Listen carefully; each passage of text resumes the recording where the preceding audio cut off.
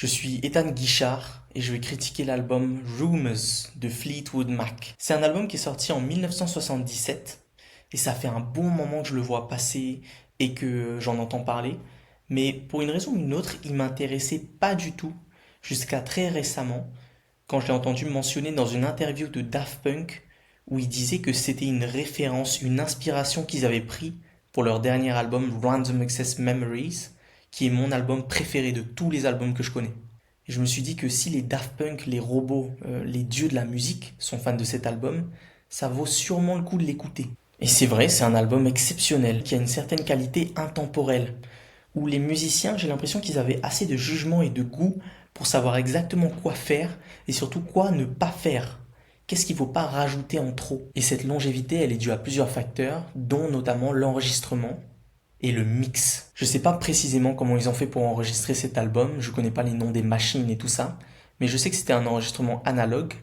Et le mix, je sais pas exactement ce qu'ils ont fait non plus, mais c'est un mix qui est vraiment magique. C'est comme un mix qui t'enveloppe, qui est très réconfortant dans ce sens-là, mais aussi qui est très clair et très précis. C'est-à-dire que toutes les pistes, tous les instruments, toutes les voix, on peut les entendre très, très précisément et on peut vraiment les discerner. On peut vraiment entendre chaque instrument séparé et se concentrer sur une seule partie de la musique et très bien entendre par exemple même la basse. Et avec cet album, ils ont fait un truc qui m'impressionne vraiment beaucoup, qui est l'alliance d'âme, d'amour et tout ça, et de précision technique, c'est-à-dire de propreté. C'est à la fois ça a beaucoup d'âme, quelques imperfections et tout, c'est pas du tout digital, et à la fois c'est tellement propre, c'est tellement clair et précis. C'est quelque chose que je retrouve pas souvent. Les musiciens de l'album sont aussi de très bons musiciens. Chaque musicien de l'album, je trouve. Et ils sont pas bons dans le sens où c'est des virtuoses qui jouent super vite. Dans l'album, il n'y a pas de signature temporelle bizarre ou d'accords qui vont dans tous les sens. Mais ils sont très compétents pour jouer ce qu'ils jouent. Et d'une certaine manière, ils sont un peu dans la continuation des Beatles, qui étaient des musiciens qui n'étaient pas des prodiges techniques, mais qui avaient un très bon jugement, une très bonne intuition, et qui savaient comment faire de la musique qui touche les gens. Le groupe a aussi trois chanteurs qui ont tous des voix très distinctes et un style d'écriture très marqué et spécifique à leur point de vue. Et ces trois chanteurs savent aussi très bien chanter ensemble et faire des chœurs, c'est une de leurs grandes forces. La structure de l'album n'est pas linéaire, c'est pas une seule histoire qui est racontée tout du long. Déjà parce qu'il y a trois points de vue des trois chanteurs, mais aussi parce qu'il n'y avait pas un thème. C'est pas un album concept en soi. Mais sans avoir de thème, il a une cohésion très forte. Les chansons s'aventurent dans pas mal de genres. Il y a pas mal de pop, de country, de folk, de musique de cowboy, de ballade. Mais elles sont dans une séquence très harmonieuse et s'enchaînent très bien. Et les émotions aussi varient beaucoup selon les chansons. Et quasiment toutes les chansons sont des chansons à émotions fortes. Et ces enchaînements d'émotions forment comme une attraction émotionnelle, c'est-à-dire un peu comme un ascenseur émotionnel ou des montagnes russes, mais très agréable et très fluide. Et le fait que ce soit très riche émotionnellement n'est pas du tout surprenant quand on connaît le contexte de l'album. L'album a été produit par Richard Dashut, qui est quelqu'un qui a beaucoup travaillé avec Fleetwood Mac, et par Ken Kaya, qui est quelqu'un qui a travaillé avec beaucoup de monde, c'est-à-dire Pharoah Sanders, un gars du jazz spirituel, et Michael Jackson. Il semble qu'ils aient pas utilisé de musiciens studio pour faire cet album, et donc tous les musiciens qu'on entend dans cet album, c'est les membres du groupe Fleetwood Mac. Donc il y a Stevie Nicks qui est au chant, et elle a une voix très caractéristique avec un grain très fort, et je pense qu'elle a la meilleure écriture de tout le groupe, parce qu'elle écrit des chansons qui sont très impactantes, mais aussi très émotionnellement fortes. On a aussi Lindsey Buckingham, qui lui aussi chante sur à peu près 9 chansons, et il a un grain qui complémente vraiment très bien celui de Stevie Nicks, et ils chantent presque tout le temps ensemble. Il joue de la guitare sur toutes les chansons et il est vraiment versatile comme joueur de guitare. Il joue parfois quelques percussions, et il est reconnu souvent comme le plus expérimental du groupe. C'est celui qui est prêt à tester le plus de choses bizarres. La troisième chanteuse, c'est Christine McVie. Elle a une voix moins spectaculaire, plus lisse, mais ça va bien avec son style d'écriture. Elle écrit souvent des ballades d'amour très calmes. Et elle joue aussi du clavier sur quasiment toutes les chansons de l'album. Et elle joue du piano électrique, du synthétiseur. Et elle est aussi très versatile dans ses manières de jouer. On a aussi John McVie qui est le bassiste. Lui est très en retrait la plupart du temps, mais très carré. Il supporte vraiment bien tout le reste du groupe. On a ensuite Mick Fleetwood, le dernier membre, qui est le batteur. Il joue aussi des percussions. C'est un très bon batteur et il a un peu le même mindset que John McVie où ils sont tous les deux en retrait et ils forment la section rythmique et c'est comme si c'était la fondation du groupe sur laquelle tous les musiciens se basent et on dirait qu'ils savent que leur but c'est pas d'être les stars mais de mettre en valeur les stars de leur groupe qui sont surtout Stevie Nicks et Lindsey Buckingham. Mick était aussi un peu le directeur des sessions studio qu'ils avaient, c'est lui qui formait un peu à quoi l'album allait ressembler. Pour la suite, il faut que je remette le groupe Fleetwood Mac dans son contexte de l'époque. Fleetwood Mac, c'est un groupe qui de base est anglais, ou c'est 5 gars anglais qui ont formé le groupe en 1967, desquels il reste que Mick Fleetwood et John McVie, d'où le nom du groupe Fleetwood Mac. Les membres du groupe ont vraiment beaucoup changé. Peu après la formation du groupe, il y a la femme de John McVie, Christine McVie, qui a rejoint le groupe et qui chante et qui fait les claviers. Plus tard, ils se sont installés aux États-Unis et il y a le duo slash couple californien Stevie Nicks et Lindsey Buckingham qui ont tous les deux rejoint le groupe. Et à partir de ce moment-là, c'est le line-up que les gens appellent classique, c'est la formation classique du groupe. C'est pas du tout la formation originelle, mais c'est la formation qui a duré le plus longtemps, je pense, et c'est celle qui est le plus connue. Donc à ce moment-là, il y a deux couples dans le groupe. Il y a les McVie qui sont mariés, et il y a Stevie Nicks et Lindsey Buckingham. Il y a aussi Mick Fleetwood. Lui, sa copine, elle n'est pas dans le groupe, mais il a une femme qui est en dehors du groupe, quoi. Au moment où ils enregistrent l'album Rumours, celui-là, il y a des tensions énormes dans les trois couples, finalement. Mick Fleetwood, il y a sa femme qui le trompe avec son meilleur ami. Les McVie, ils sont en train de divorcer. Et Stevie Nicks et Lindsey Buckingham, ils sont en train de faire que de se séparer, de se remettre ensemble. Ils sont très instables. Et alors qu'il y a ces trois ruptures qui arrivent dans ce groupe, le groupe a l'air d'être quand même pas mal soudé et assez productif. Et ils semblent vraiment réussir à mettre leurs différends de côté pendant les sessions studio. J'ai lu quelque part qu'il y avait beaucoup de disputes quand même, mais c'est impressionnant de pouvoir produire cette musique-là et cette qualité de musique-là, parce que ça a l'air vraiment dur de travailler avec son ex, surtout si on vient de se séparer. Et selon les sources, soit c'est pendant l'album, soit après l'album, il y a un autre couple qui se forme, et c'est Stevie Nicks et Mick Fleetwood. Ce qui semble être quelque chose qui va créer beaucoup plus de tension, mais on dirait que ça les gêne pas trop vu qu'ils vont rester ensemble pendant à peu près 10 ans encore. Et je sais pas si ça a un lien, mais la cover de l'album qui est vraiment très connue et iconique, c'est Mick Fleetwood et Stevie Nicks. Stevie Nicks, elle est déguisée dans son personnage de scène Rhiannon, et Mick Fleetwood, il a deux boules entre les jambes. Et ça, apparemment, ça viendrait d'une blague qu'il a lancée une fois sur scène, où il a arraché des boules de toilettes, les chaînes pour tirer la chasse des vieilles toilettes. Il les a prises et il les a accrochées entre ses jambes. Bon, on va passer aux chansons individuelles. L'album, il s'ouvre par Second Hand News, une chanson écrite par Lindsey Buckingham. Et c'est une chanson vraiment bonne humeur. C'est une chanson idéale pour conduire un jour ensoleillé, je trouve. Et elle est vraiment ensoleillée, l'ambiance, et une vraie bonne humeur qui se dégage de cette chanson. Et lyricalement, on dirait qu'il est en paix, le gars, et qu'il est en train de faire la paix avec la rupture qu'il vient d'avoir avec sa copine. Il dit aussi des trucs que je comprends pas, où il parle de tall grass, de est-ce qu'il a envie d'être dans les hautes herbes ou pas envie d'être dans les hautes herbes, je comprends pas du tout.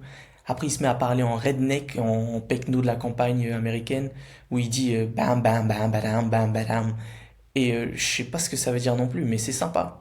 Et il y a une ambiance vraiment country dans cette chanson. Il y a aussi la première apparition de chœur avec Stevie Nicks qui sont vraiment impressionnants. Et il y a un petit solo de guitare à la fin, c'est la pire partie de la chanson, mais tranquille, c'est toujours une très bonne chanson. Ensuite, la deuxième chanson est Dreams de Stevie Nicks, et c'est une chanson qui porte vraiment bien son titre. Elle parle pas tant de fois de rêve que ça dans la chanson, mais l'ambiance de la chanson est vraiment onirique, vraiment comme dans un rêve, comme si on flotte dans l'émotion qu'elle raconte. C'est une ambiance vraiment surréelle et vraiment chill. Et c'est aussi la chanson qui fait le plus penser à Random Access Memories de Daft Punk, parce que pendant les couplets, il y a une batterie qui est... Bon, c'est Fleetwood qui la joue, mais c'est un vrai humain, mais elle sonne un peu robotique. Elle est vraiment carrée, vraiment, elle bouge pas, elle joue juste sur les temps et tout. Et d'une certaine manière, elle prend vie et commence à s'amuser sur le refrain, puis elle revient en robotique. Et aussi, il y a la steel guitare. C'est la guitare, genre la guitare hawaïenne, la guitare slide en gros. Et on dirait qu'elle invite directement Lindsey Buckingham à réfléchir sur la rupture, à ce qu'il a perdu, à ce qui s'est passé. Et pendant que lui-même, Lindsey, il est en train de chanter les chœurs qui parlent de lui.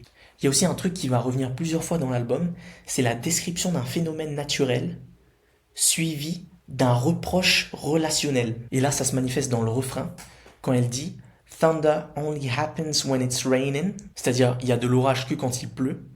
suivi de Players only love you when they're playing. Les joueurs ne t'aiment que quand ils jouent.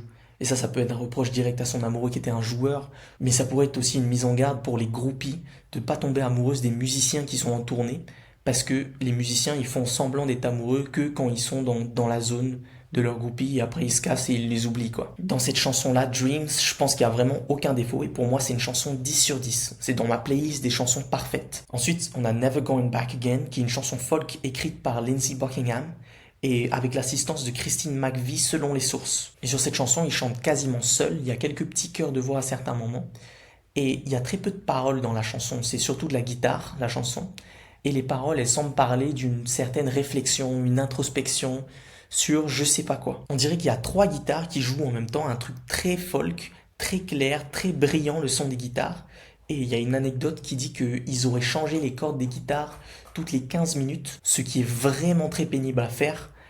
Et les cordes de guitare, ça dure plus de 15 minutes, quoi. Ça s'abîme pas au bout de 15 minutes. C'est juste qu'ils voulaient le son frais, le son hyper clair d'une guitare avec des cordes neuves. Et du coup, dans cet instrumental, il y a quasiment que la guitare. Et même presque que avec la guitare, ils arrivent à faire un truc qui sonne complet.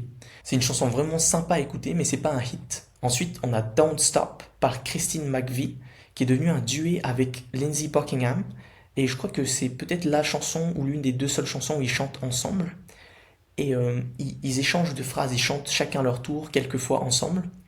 Et sur cette chanson, ils ont une voix vraiment bizarrement similaire. Ou si on fait pas très attention, on peut croire qu'il y a qu'un seul chanteur ou qu'une seule chanteuse. Lyricalement, c'est une chanson qui est vraiment pleine d'espoir. C'est un tempo qui est très rapide. Il parle de ne pas faire attention à ce qui s'est passé dans le passé, à oublier le passé parce qu'on ne peut rien y faire au passé. Et ça, c'est un très bon conseil, je trouve, pour la paix d'esprit. Mais le message de ne pas s'arrêter à penser au lendemain, c'est un bon conseil pour l'ambition et tout ça, mais pour la paix de l'esprit en général, je sais pas.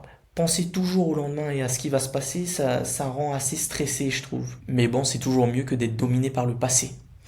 Musicalement, l'instrumental est surtout fait de piano et de tac piano. Le tac piano, c'est genre un piano où on a mis des clous ou du métal sur les marteaux du piano, les marteaux qui tapent sur les cordes.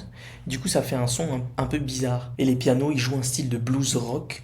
La batterie, elle tape tout les temps et il y a la guitare. Ensuite, on a Go Your Own Way de Lindsey Buckingham, qui est une chanson directement adressée à son ex Stevie Nicks. Et il réfléchit sur sa rupture, on dirait de par les paroles qu'il est vraiment très amoureux encore, qu'il veut qu'ils soient encore ensemble. Stevie a fait les chœurs du refrain d'ailleurs, mais il y a un moment où il dit un peu quand même que c'est une salope sa copine, et Stevie Nicks dit que c'était complètement faux et qu'il savait que c'était faux, et apparemment ça l'énerve beaucoup quand il performe cette chanson sur scène. L'instrumental elle est rapide et énergétique, il y a une basse très dynamique qui est vraiment satisfaisante à écouter.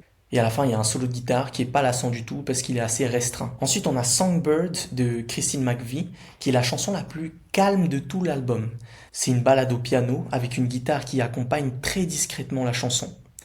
La chanson est très douce, un peu niaise. Elle dit qu'elle se sent vraiment bien avec quelqu'un, qu'elle lui souhaite le meilleur et qu'elle se souhaite à elle-même le meilleur. Et ça pourrait aussi être interprété comme son amour pour le groupe et l'amour que le groupe a pour lui ensemble, pour la bande. On retrouve le schéma de phénomène naturel où dans le refrain et le titre de la chanson, c'est les oiseaux, ils chantent comme s'ils savaient ce qui se passait, quoi. Et après, elle parle de sa relation, mais qui se passe très bien, c'est pas un reproche cette fois. Et ça, on voit pas sur Spotify, mais pour les vinyles, il y a deux côtés. Genre cet album il est sur un vinyle, du coup il y a côté A, côté B. Et ça c'est la dernière chanson de la face A du vinyle. Et d'une certaine manière c'est une outro, c'est une fin, c'est une chanson de fin. Et c'est une très bonne chanson de fin je trouve. Ensuite on a le début de la face B du vinyle, qui est une chanson d'intro très forte. C'est The Chain. C'est la seule chanson qui a été écrite par tous les membres. Et elle aurait été faite de démos rapiécées de plusieurs membres, puis étoffée avec tout le monde. L'instrumental laisse vraiment beaucoup d'espace au début et ça fait un peu une scène comme dans les duels de cow-boys quand il n'y a que deux cow-boys dans un désert où il n'y a rien, il y a juste un peu de vent et après ils se regardent sans bouger, silence complet. C'est un peu ça l'ambiance. Et cette ambiance est créée par une belle batterie, une belle guitare et beaucoup d'espace. Ensuite il y a des chœurs de Stevie et Lindsey qui arrivent ensemble, qui sont très denses et très impactants. Il y a aussi Christine qui est dans les chœurs à certains moments. Et dans cette chanson, ils chantent vraiment ensemble. Et là, on retrouve vraiment le schéma phénomène naturel et reproche relationnel, où la chanson elle ouvre par les paroles Listen to the wind blow, watch the sun rise. et entend le vent qui souffle et regarde le soleil se coucher. Et juste après, ils disent nique ton amour, nique tes mensonges. Après, dans le refrain, ils parlent du fait qu'il y ait peut-être plus d'amour dans leur relation, mais il y aura toujours un lien qui est comme indestructible qui les unit, et c'est ça, The Chain, dont ils parlent. Et le lien, c'est peut-être le lien de la cohésion de groupe ou quelque chose comme ça. Dans la suite de la chanson, il y a un moment où il n'y a plus rien à part la basse qui joue un truc stylé, et la basse, elle est massive, elle est au premier plan pour une fois. Et il y a la guitare qui arrive, une guitare qui est vraiment une guitare de braise. Le son, j'imagine comme ça. Et la batterie qui arrive, et ça fait vraiment une ambiance Red Hot Chili Peppers. On dirait qu'ils se sont pas mal inspirés de ça parce que c'était longtemps avant eux ça. Puis après, sur cet instrumental très rempli, il y a des chœurs eux-mêmes très remplis qui parlent encore de la chaîne qui les unit. Je pense que cette chanson, c'est proche d'un 10 sur 10 et c'est la chanson la plus forte de l'album. La chanson suivante, c'est You Make Loving Fun, qui est une chanson chill et tranquille de Christine McVie, où elle parle de son nouvel amoureux qui est apparemment le gars qui gère l'éclairage pour le groupe. Et instrumentalement, la chanson échange vraiment du reste de l'album parce que c'est principalement basé sur la clavinette, qui est un instrument très funky que Stevie Wonder a popularisé. Et c'est une sorte de piano électrique qui est plus percussif, plus impactant et qui semble avoir plus de groove en lui. Ensuite, on a I Don't Wanna Know, une chanson écrite par Stevie Nicks, où c'est un duet complet entre Stevie et Lindsey Buckingham.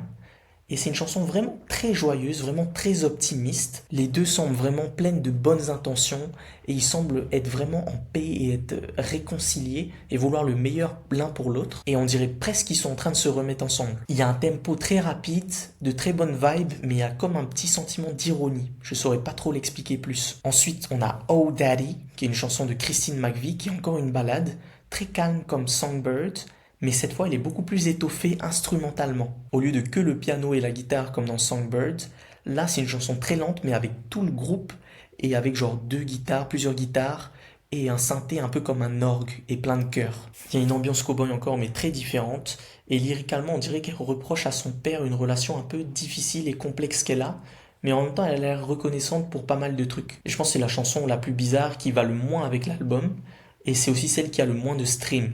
Mais c'est une chanson qui est tellement bien exécutée que ça me fait l'écouter quand même, même si c'est pas le genre de chanson que j'écouterais lyricalement. La dernière chanson, c'est Goldust Woman de Stevie Nicks. Et c'est une chanson très ambiance spirituelle, un peu bizarre, mystique, mais en même temps Far West. C'est-à-dire c'est pas spirituel et rêve comme Dreams du tout. Celle-là, elle est pleine d'espace, un peu comme le début de The Chain, et on entend super bien la voix de Stevie Nicks, qui est vraiment magnifique. Et là, dans cette chanson, on a l'occasion de l'entendre vraiment bien son grain. Puis après, il y a Lindsey Buckingham qui se rajoute pour faire des chœurs vraiment très beaux. Et la fin de la chanson, elle devient un peu chaotique, où il y a genre quatre pistes de guitare, il y a la batterie, il y a des cris, il y a des genres de cris d'animaux bizarres. Et c'est comme ça que l'album se finit. Je pense que c'est un album qui est exceptionnellement bon. Et je pense que dans son temps, c'est un 10 sur 10. Et je pense aussi que pour beaucoup de gens qui ont un profil de goût un peu différent du mien, c'est pour beaucoup un 10 sur 10 cet album, c'est parfait. Mais pour moi, il y a quelques trucs qui me conviennent pas trop dans l'album. La chanson Songbird, je sais pas trop si je vais la réécouter plus tard, si j'ai envie de la réécouter. Oh Daddy, elle est sympa, elle est intéressante. Je la mettrai pas par exemple en public. Je pense que ça plairait pas à grand monde. Et elle va pas très bien dans l'album. Aussi, le fait qu'il y ait pas trop de concepts ou de thèmes dans l'album et que le nom Rumors soit assez dénué de sens. Enfin, je comprends pas trop pourquoi ça s'appelle Rumors. Ça me fait un peu moins aimer l'album et je trouve que c'est un 9 sur 10. Voilà, j'ai dit ce que j'avais à dire sur cet album. Dans ma bio YouTube, il y a mon autre chaîne où je partage mes connaissances sur la santé et le sport. Et il y a aussi mon Insta. Merci beaucoup.